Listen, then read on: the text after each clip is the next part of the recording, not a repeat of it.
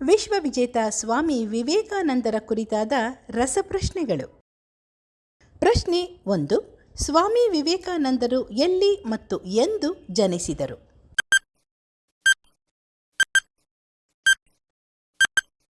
ಉತ್ತರ: ಕೋಲ್ಕತ್ತಾದಲ್ಲಿ ಜನವರಿ 12, 1863ರಂದು. ಪ್ರಶ್ನೆ 2. ಸ್ವಾಮಿ ವಿವೇಕಾನಂದರ ಜನ್ಮದಿನವನ್ನು ಭಾರತದಲ್ಲಿ ಯಾವ ಹೆಸರಿನಿಂದ ಆಚರಿಸಲಾಗುತ್ತದೆ?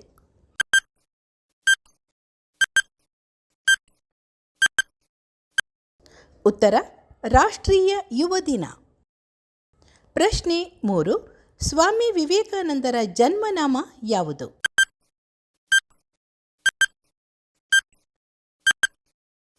ಉತ್ತರ: ನರೇಂದ್ರನಾಥ. ಪ್ರಶ್ನೆ 4.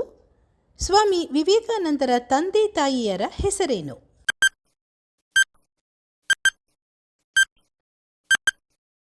ಉತ್ತರ: ಶ್ರೀ ವಿಶ್ವನಾಥ ದತ್ತ ಮತ್ತು ಶ್ರೀಮತಿ ಭುವನೇಶ್ವರಿ ದೇವಿ. ಪ್ರಶ್ನೆ 5. ಸ್ವಾಮಿ ವಿವೇಕಾನಂದರ ಆಧ್ಯಾತ್ಮಿಕ ಗುರುವಿನ ಹೆಸರೇನು?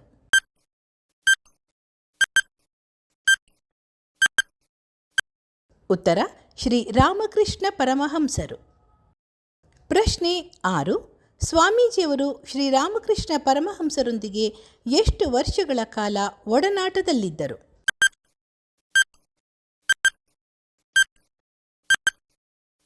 ಉತ್ತರ: ಸುಮಾರು 5 ವರ್ಷ. ಪ್ರಶ್ನೆ 7. ಸ್ವಾಮಿ ವಿವೇಕಾನಂದರು ಶ್ರೀರಾಮಕೃಷ್ಣ ಶಿಷ್ಯರೊಡಗೂಡಿ ಮೊದಲು ಎಂದು ಮತ್ತು ಎಲ್ಲಿ ಆಶ್ರಮವನ್ನು ಸ್ಥಾಪಿಸಿದರು?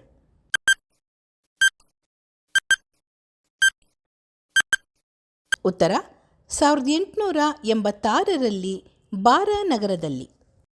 ಪ್ರಶ್ನೆ 8.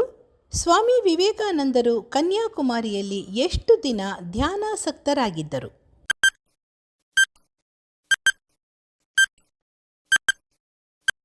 ಉತ್ತರ: 3 ದಿವಸಗಳು.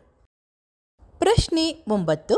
ಯಾರ ಸಲಹೆಯ ಮೇರೆಗೆ ನರೇಂದ್ರನಾಥ್ ನವರು ವಿವೇಕಾನಂದ ಎಂಬ ಹೆಸರನ್ನು ಪಡೆದರು?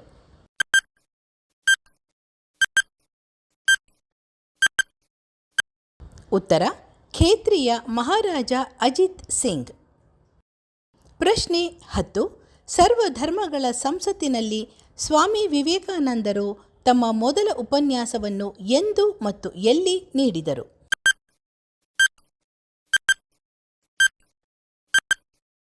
ಉತ್ತರ: ಸೆಪ್ಟೆಂಬರ್ 11, 1893ರಲ್ಲಿ ಶಿಕಾಗೋದಲ್ಲಿ. ಪ್ರಶ್ನೆ 11.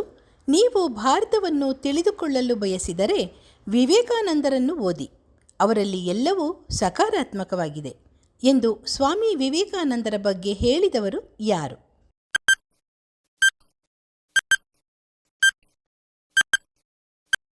ಉತ್ತರ: ರವೀಂದ್ರನಾಥ ಟ್ಯಾಗೋರರು. ಪ್ರಶ್ನೆ 12. ಸ್ವಾಮಿ ವಿವೇಕಾನಂದರು ಎಂದು ನಮ್ಮನ್ನು ಅಗಲಿದರು?